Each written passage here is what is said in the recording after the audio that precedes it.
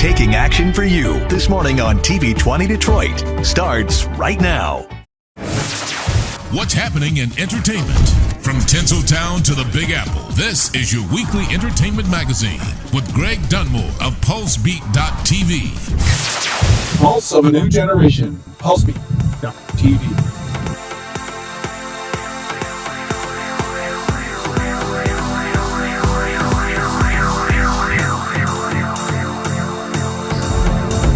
Well, today I'm DJ John Jammin John, you have been an icon in this community and all over the world.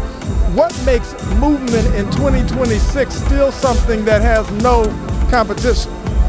Well, because first of all, techno was created in Detroit, so that's a huge draw. And the music coming out of the Motor City has been international for many years. And people from around the world are just attracted to Detroit. And the festival, of course, is one of the most popular in the world.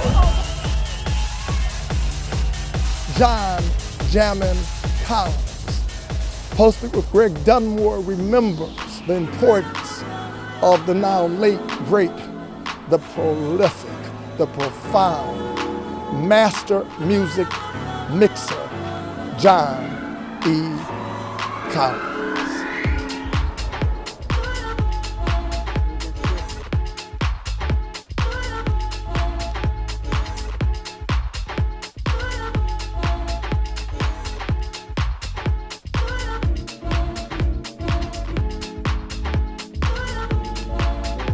Mike, first of all, my condolences, because I know what it means to lose a friend that was like family. John Collins was certainly like family for you. So in this moment, what is the sun is shining and that's John shining down on you? What is he telling us for you to say to us? I believe he's telling us to keep everything moving, because I've been knowing him since the 80s, since I was a kid coming up, and ironically, we shared the same residency at Cheeks, and then just through the years, and then later on through the whole underground resistance thing, as I left, he came in there and was DJing and doing everything. But we've always kept up. We've always, was in each other's face doing gigs and stuff like that. And he was one of the elders. I was a kid when he was out here doing his thing, and he continued to do his thing until he left. So in my head, I just think, as he left, he was doing his thing. So I can't imagine him not telling the world to continue doing what we're doing. Wow. Now, John, I know, was one of the icons, and so are you, one of the icons. And it's funny because, when you think of Detroit names, people think about Motown, rightfully so, but techno and house, rightfully so. You are music royalty. So knowing the music the way you do, what makes John's style distinctive from Carl Craig or Derek May, for those who don't really know the genre of music? And what would you technically call the genre of music that John Collins was internationally renowned for?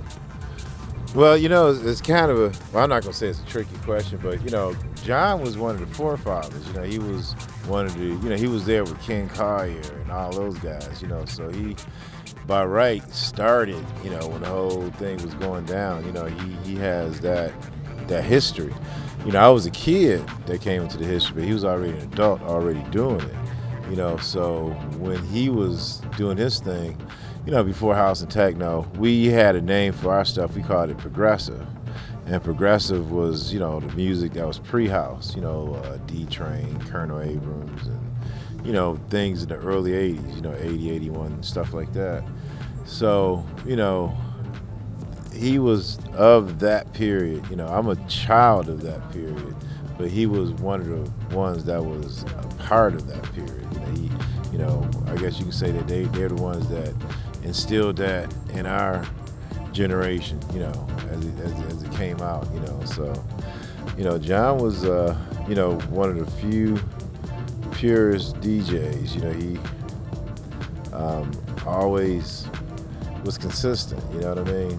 He didn't stand out as far as trying to be like the hey look at me guy, but he was always one right there, always right there. No matter when you look, he was doing Movement with Eddie Folks or spinning at, what's the place, Speaker Box, doing a weekly over there. And when I met him in school, like I said, I was spinning at Cheeks, and he was a resident there with Stacey Hill.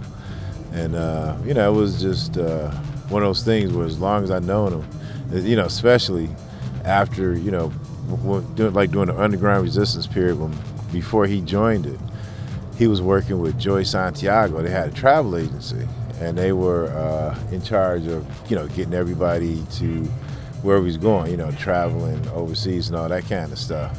I eventually left underground resistance and just kind of, started doing like my own thing eventually. But during that period, he at some point joined underground resistance and became, the UR DJ. And, like I say, he just kept a consistent thing. And, there's a respect right there because he was like a true DJ. You can't say nothing because he's one of those guys who I think we all look at that. We're going to spin until we leave. Wow. Yeah. Now, I know that Mahalia Jackson, who would have been the elder for Aretha, passed knowledge to Aretha, and she said Dinah Washington passed knowledge to her. So in the genre of music, what did John Collins pass on to you as an elder to a younger guy trying to make a musical statement in this genre, house, techno, progressive music? He maintained the Detroit way of DJing, the original, because I came up under Ken Collier as far as personally learning, but he was a part of all of that as well, and his generation, they maintained that integrity of the blending, because that was the thing, before we started tricking and scratching all that kind of stuff, we had a strong blending heritage, and I was trained, through that. Shouts out to Harold Turner, rest in peace. He was one of the guys that when I was hanging out with Delano back in high school, he would take me to this guy Harold Turner's house, and Harold Turner had these turntables in the middle of a room that was filled with records. And again, it was before scratching and tricks, really. So we just blended for hours. And mind you, because it was before house music, meaning there was no drum machines, we were blending, human drummers all day. And when you do that kind of stuff, you just develop a certain extra skin that no one else really has, because a lot of people came after drum machines, after 1,200 turntables. We're talking belt drives, we messing with live drummers, and they're gonna speed up as soon as they hit the drummer on, and you gotta know when to slow it down. And it's a rubber drum machine, it's a rubber turntable, belt drives, so you couldn't just touch it because it'll speed up or slow down. You had to really learn how to tweak it. It was before the pitch sliders too, it was with the rotary knobs, so you had to be really dedicated to want to be a part of that. And like I said, again, when I stepped into the game, John was already there, dedicated DJ, doing his thing, maintaining that tradition back then, and brought that tradition out here to this day. And as he left, he was just as popular as he became, so it kind of speaks for itself. He was kind of, you can say, a forefather that was still out here doing the same thing. So that's what we will miss, one of our forefathers who was out here doing his thing.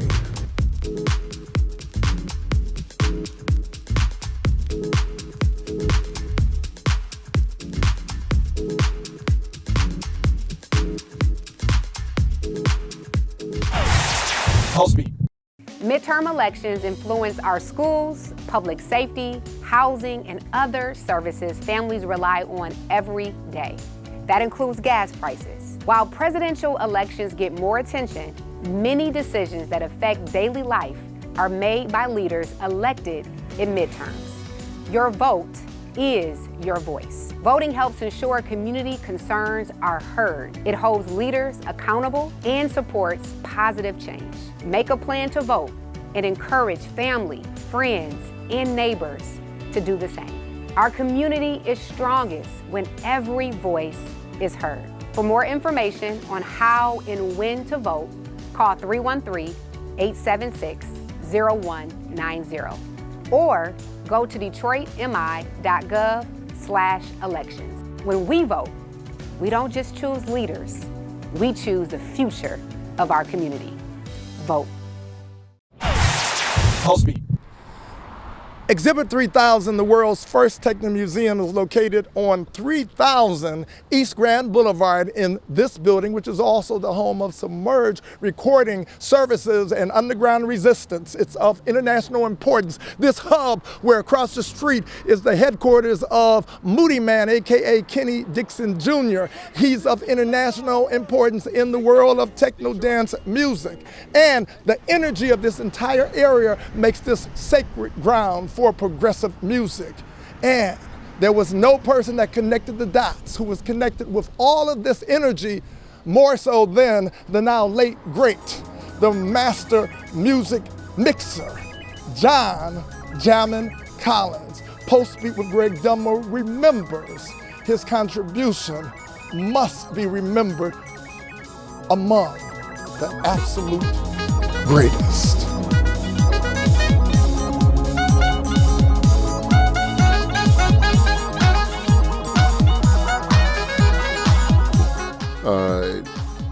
I first met him as a DJ when he was doing the Detroit Regional Music Conference, and he was one of the founders of that. And then I got to learn about a lot of his work with youth and his counseling work. And then again, he came into Underground Resistance and became part of the family here. This museum was set up by Bridget Banks, Mike's sister, and Carla Vecchiola, Professor Carla Vecchiola. And John ended up being a huge part of the museum as well, in terms of giving tours and educating people to the history of the music and really how all of this stuff comes together, not just in Detroit, but globally. He also ended up taking over as the president of the Detroit Berlin Association, which really was the group that helped bridge a lot of the cultural connections between Detroit and Berlin, in addition to him being a commissioner on the Detroit's Entertainment Commission. So it's one of those things where, you've got this individual who is doing multiple things and operating in multiple capacities, and really, what I was talking about was just a small piece of what he was doing. So you really have to give him credit for just really impacting so many people in so many different kinds of ways. And I think that's part of what makes John special to so many people, is that there are all of these different experiences people have had with him in all these different capacities. And so he brings a lot of different people together. During this time of conflict and global controversy, do you feel that techno should make a political stance, or is it making one? Well, if you research Underground Resistance, which is an African-American, Black-owned, international techno label, our music is political. We drop knowledge about everything from politics to people, integration, discrimination. We try to educate people, so we're doing that also through our music. So that is actually happening, somewhat. This is the power of our indigenous culture, our cultural production. This is what it looks like for our legacy to be in the forefront and for us to be rooted in it as we vision a future that looks like us and is built on our own work, economically, culturally, as well as socio-politically. So this is a very, very important event and a very important moment, because this is us putting our identity forward, putting our narratives forward, and making it very clear how rooted we are in our future. Now, humankind goes back to the continent of Africa. Yeah. But when we talk about music, we go back to the city of Detroit. And distinctively, Detroit has become this destination city, but you were there prior to the cameras of the world. Yes, so let us know distinctively what Black Detroit has meant to the legacy of techno music and music in general. Well, how about this? Black Detroit Black Detroit's cultural production is the reason why there is a global techno movement, period. It was Mike Banks, it was Underground Resistance, it was the Belleville 3, it was these records that made it to Germany.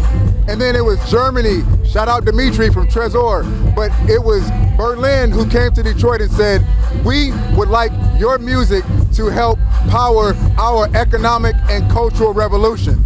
So that became our cultural production. Our music became the soundtrack of revolution across the world, starting in Berlin. So for me and for us, this is what it looks like to be owning the fact that we are these cultural architects, owning the fact that our music is the music of revolution and it is the music of economic and cultural renaissance. Now you've got hood clothes to gentrifiers. Yes. And I know that you are cross-cultural and you know the beauty of humankind because this is a potpourri of the world. Absolutely. But let us know distinctively what it means, hood clothes to gentrifiers. Yep. So what this message speaks to is this. It's 2 points. First point is this. The hood is closed to conventional, top-down ways of development that produce cultural erasure and cultural economic displacement. The other point is this. The hood is closed to that top-down because we've created our own ways of resourcing ourselves. We've created our own methods that are rooted in our cultural legacy for bringing new economic opportunity and resources to the neighborhood. And we are developing spaces and people based on our own ancestry and our own cultural legacy. That's why the hood is closed to the old ways, because we've opened up the new channels for the new ways. And so my last question, movement is about techno music and it's about people coming together, but because this is a spiritual moment, Bryce, what for you would be the name of the movement that you know you're passing on from this moment of time to the world? What is the movement and the moment? The movement in the moment is us advancing using our own language, honoring our own cultural legacy of production. The only reason there's a movement is because first, 40 years ago, we were celebrating our music in basements. That got bigger to the rave parties. Then that grew into the Techno Fest. The Techno Fest advanced to the Detroit Electronic Music Festival. It was because of the legacy of us celebrating ourselves and scaling how we celebrated ourselves that made a corporate entity called Paxahau creating a festival called Movement even possible. So what this moment symbolizes is what the future looks like. It is us putting on for our people and creating new economic opportunities based on our own cultural production. But in terms of innovation, and you've always been about innovation, what is yet to come in this age of AI? Well, I think AI, that's a bit controversial as a producer making music. I don't like it. And we kind of stay away from it because it's not being created by humans. And I don't think that AI can replace humans when they're producing music coming from your soul, the environment, or whatever the influences are. So it's not an issue for me right now. But I think there should be some restraints, regulation on AI.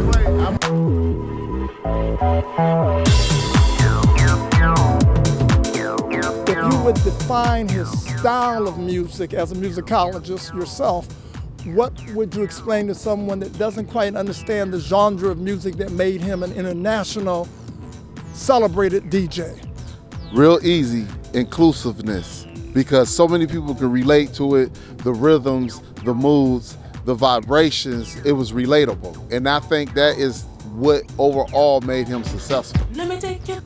Say something to John because we're paying tribute to him, to Sean. So as the weather is beautiful, that means that John now is in a greater place, and his spirit as the wind blows is part of the elements now. So to the ancestor, John Collins, say something to him, please.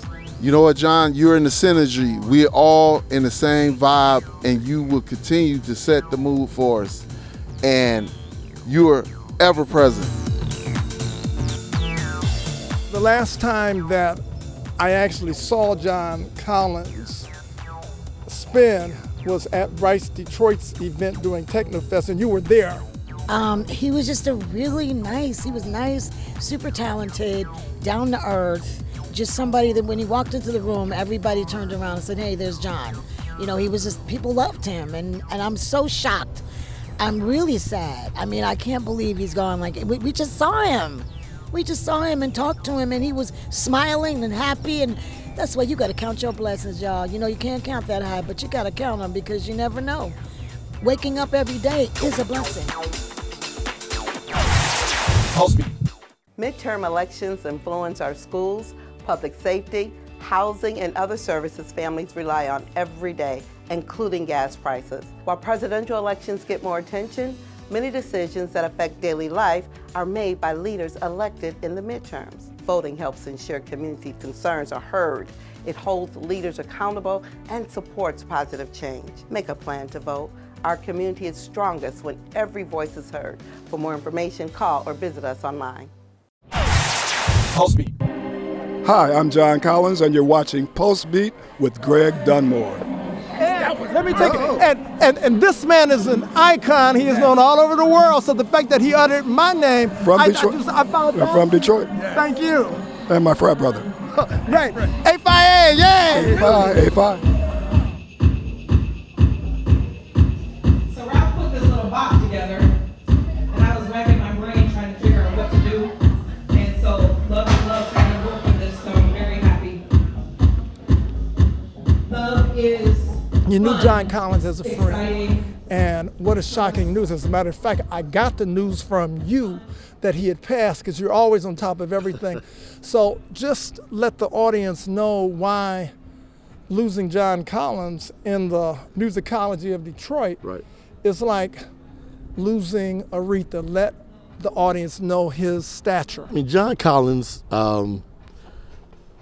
though he may not be as widely known as some of the other stalwarts of of dance music out of Detroit, John was a guy who stayed here primarily, kind of pushing the gospel. You know, he was in the realm of guys like Ken Collier, Hump the Grinder, that era of DJs, who really ushered in a lot of the younger DJs. You know, John was playing places like Cheeks and UBQ, and really putting the music out there that people in Detroit end up dancing to, vibing to, and creating other music off of. You know, John, besides that, John worked with Submerge for, 30 years. And, you know, Submerge, the hub of techno in Detroit that has held it down for decades.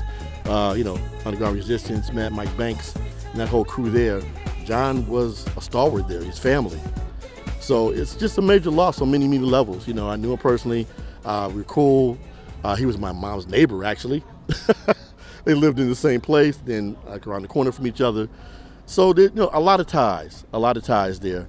And like I said, John was a person who pushed the genre here, pushed dance music, pushed, was a stand-up for the alternative lifestyle, etc.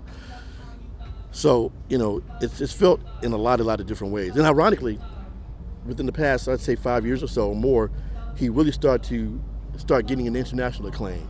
He was playing out of the country more, playing in other cities and so forth. And, it was a long time coming. Now, help us define the music, because this really is the elephant in the room. It's like, is there a difference between soul and R&B? Is there a difference between contemporary music and pop music? So I say this because John was not a singer, not a dancer, he was a DJ. And how would you define in a nutshell, he was a DJ in the genre of what? Dance music, all the dance music. Techno is dance music, house is dance music. Soul and R&B are also just part of the fabric of music in Detroit, so you had to touch that also. So John was an all-around DJ. DJs at their best, a real DJ's job is to expose you, the consumer, to new music, right? New music, new types of music, new sounds. They're the ones who lead the way before the radio gets to it. And he was one of those pioneers, those purveyors of great music to filter and hand deliver it to an audience. So you said, hey, I want to hear that song some more. So you call up whatever your local radio station is. He's the guy, frontline guy that people come to from the record labels and artists come to and say, I've got a new song, I've got a new sound. and he gets that in your ear via the dance floor. So, can you say one last word that can only come from a man that really knows the passion and his purpose is in putting the spotlight on a John Collins? Yeah, I mean, John represented Detroit music and Detroit DJs to the utmost. I give him that. He was steadfast in his conviction, steadfast in his playability, steadfast in spreading the knowledge to emerging DJs and audiophiles, and touch people around the world via his work at Submerge. He handled the bookings for them for decades, so putting them all over the globe, beside putting himself out there finally, and just interacting with international consumers, international fans behind the work that they do over there. Now, when we talked to Sheila Horn, she said that the reason why Detroit, which is really the centerpiece, we know for Motown it's the centerpiece for gospel, but it is also the centerpiece for techno progressive music. Now, when I asked... And soul and funk. And soul and funk. So, especially the funk. You got it. George Clinton, his mojo came out of Detroit. But I have to ask you this question, that when I asked Sheila Horn Head, she said it's in the water. Mike Clark said it is in the freedom that Detroit has given musicians. What is the one word that you would say that makes Detroit magical as it relates to inspiring all these great artists, especially African-American artists? I was going to say the blackness. The blackness. The blackness is in our spirit, is in our soul. Soul is in our soul. And guess who would agree? Eminem would agree also. It's the blackness. It's definitely the blackness. And Miss Sheila Horn Head Amuka, who is killing the globe right now in the dance music genre. Be on the lookout. She's coming hard. A lot of people don't know about her visibility and her extensive record across the waters, right? And she's trying to bring that back here more. So you would know her in the same pantheon as you would know a Crystal Waters or a Sybil or a PCC Pendleton, right? She's that caliber and more. Well, right now John Collins is in heaven above, and when you say the name of an ancestor in African ideology, special blessings are bestowed. So John is looking down on us in heaven above. Say something to John as we remember the one and only John Collins. Like I say, John, thank you for all you've done, all you've given, all you've helped to push forward and expose to the world. You will be missed. Your talents will be missed. Your caring will be missed. Your giving to the dance community will surely be missed. And, we hope you smile down upon as many of us as possible and guide us in the right direction. John, you're also part of the category of people that I cannot tell you the best is yet to come, because you're already the best. So may the best continue. Thank you very much. All right, fantastic. Thank you.